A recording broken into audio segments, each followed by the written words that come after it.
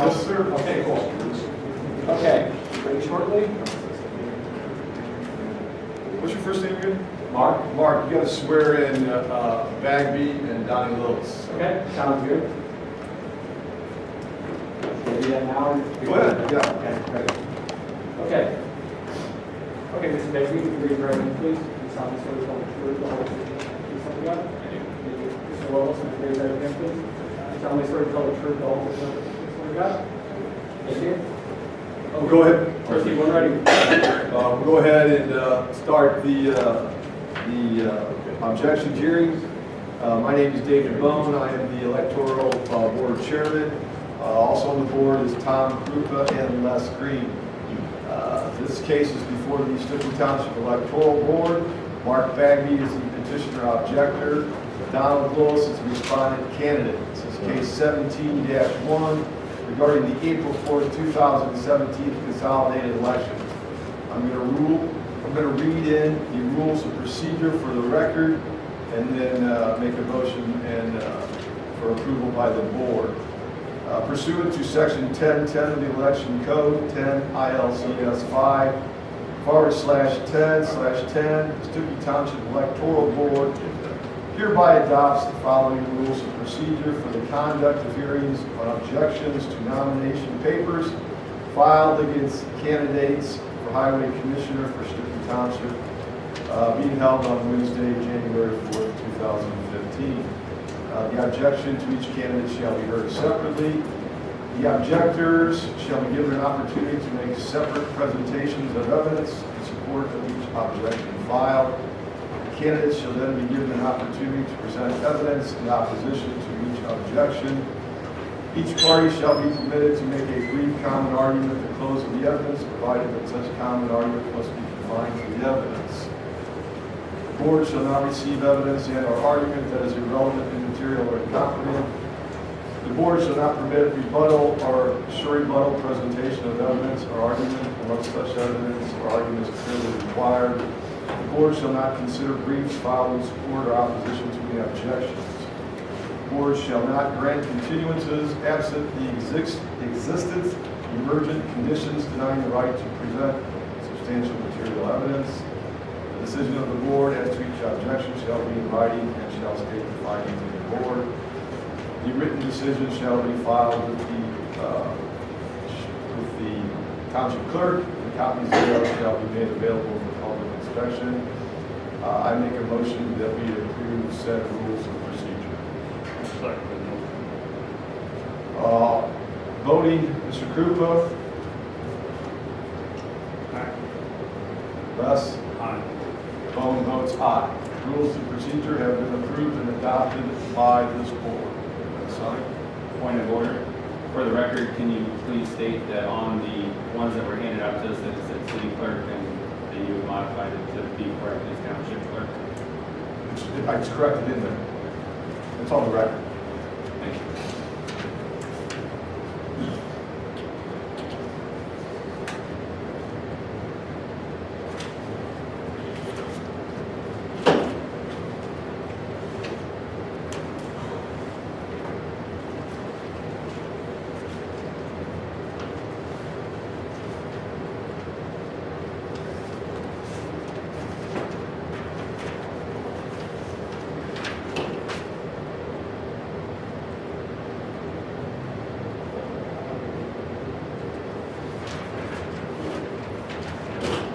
All right, let's proceed. Mr. Bagby, you are the objector. Case is yours. All right, so to start out with, under 10 ICLS 10-9, I would ask that Mr. Bone be voluntarily stepped down from this board. He has exhibited twice yesterday forms of bias that would violate my Amendment 14 rights to a fair trial. I have a signed affidavit right here stating that yesterday at the courthouse, and can you speak your name for the record, please? My name is Jim Gears. I'm an attorney for Stookey Township. Thank you, Mr. Gears. So in the courthouse outside of courtroom 405. Objections overruled, Mr. Vaughn. Well, I would ask the board for a ruling on the objection to remove you Go ahead, Smith. While at the courthouse, asking for the rules that were not provided in the packet as stated, Mr. Bone said that this board would vote no. Is there a motion for anybody on the board? Okay. I would Mr. ask Vaughn. them to look at it.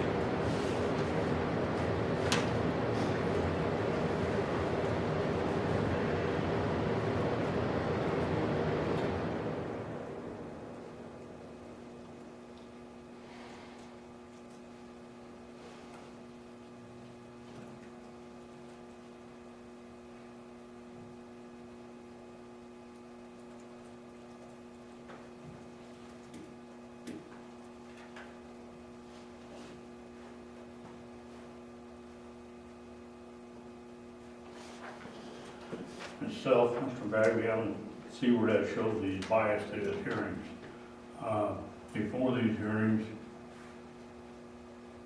myself and Mr. Bone asked the lawyers if we should be separated from these hearings because people run with it, and the attorney said, no, we should be on these hearings, and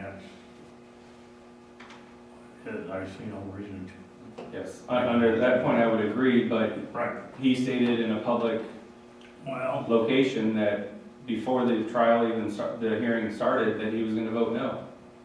So that shows bias. whatever he wants to vote, I mean, but, That shows The that he lawyer got can't be everything impartial to but this he's only hearing. one vote. That's correct. Right. So he could be the deciding Three vote. votes on his board.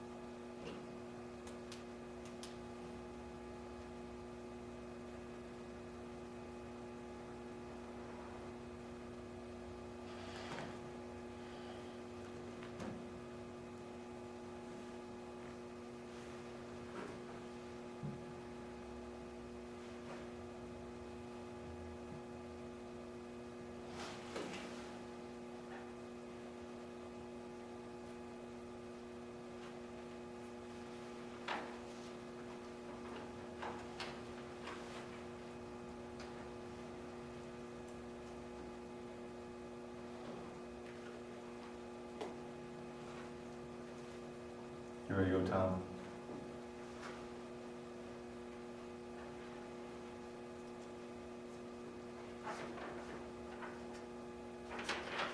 Is there any motion this time? All right, well, let's move on. All right, I will proceed with, for the record, an objection to this. Per my objection, per 10 ILCS 5-10-4 and page 18 of the State of Illinois Candidates Guide, it states that all petitions for nomination under Article 10 for candidates for public office in this state shall, in addition to other requirements provided by law, be as follows. The petition sheets, before being filed with the proper officer of the electoral ward, in this case Mr. Green, shall be neatly fastened together in book form by placing the sheets in a pile and fastening them together at one edge in a secure manner, in a secure and suitable manner. On the actual independent candidate petition form, it even clearly states at the top, X ... bind here ... X. Upon inspection of Mr. Lillis's filing petition at the Stookey Township offices, it was observed and photographed that his paperwork was not found in accordance with 10 ICLS 5/10-4 or the candidate's guide. Furthermore, in 10 ILCS 5/10-4 it states that no signature shall be valid or be counted in considering the validity of sufficiency of such petition unless the requirements of this section are complied with. By Mr. Lillis not complying with this, with the binding requirements of ILCS 5/10-4, none of his signatures are valid or countable, so thus he does not have the required numbers of petition signatures to be considered for office.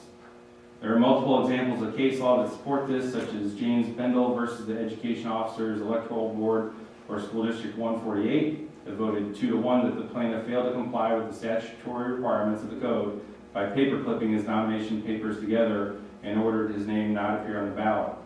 Havens versus Miller in 1981, which was heard in the Third Appellate Court, hinged on whether provision is mandatory or directory. It was concluded by the court that when the statute specifies what result will ensure if its terms are not complied with, in this case, by not binding, the votes don't count, that statute is deemed mandatory, and when the word shall is used within a statute, such language generally evidences the legislator's mandatory intent, as it is also referenced in Jones versus Dodendorf in 1989, Third Appellate Court, and Simons versus DeBose, 1986, Third Appellate Court. In Jones versus Dodendorf, it is determined that proper binding of the petitions prevents tampering, thereby preserving the integrity of the petition and election process in general.